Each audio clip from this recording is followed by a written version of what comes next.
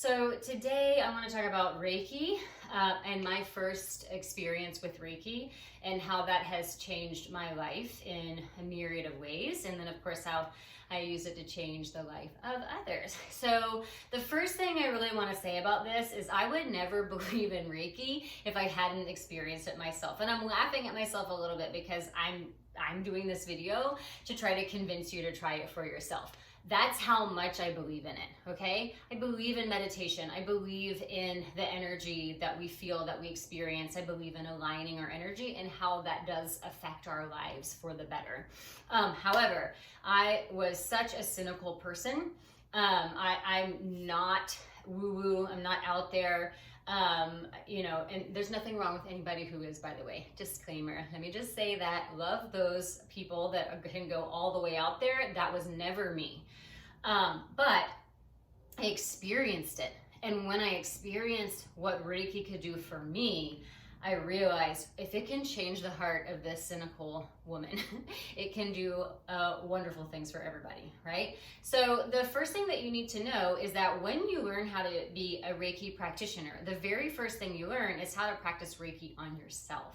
So the idea is that you're not just learning the skill and then going out into the world saying, oh, I'm going to heal everybody in the world. The healing comes from within. So you work to align your own energy, to work through your own patterns and your own, you make your own discoveries before you ever practice on somebody else.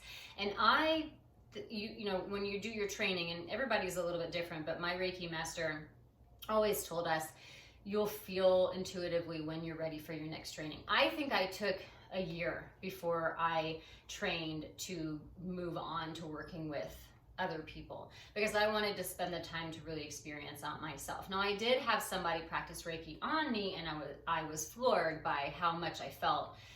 In particular, just getting into that meditative state and then feeling my energy being cared for and aligned in that way.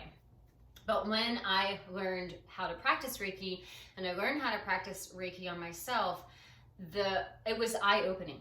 I made all of these discoveries about emotional patterns that I had and my nervous system, the way that my nervous system was reacting to situations or events that had unfolded in my life, things from my past, and the way that my nervous system was reacting to my present moment, and all of that in relationship to what I had experienced in my past. So I really can see the healing work that I did on myself as a turning point in how I view the world, how I process things internally, and how I'm able to deal with things now. So I'm far more capable now, years and years later, to handle and process emotions in a way that helps me stay healthy and introspective and curious about what I'm experiencing rather than letting each emotion take me out, which is what it kind of did before. I used to become extremely overwhelmed by my emotions and it would take me completely out.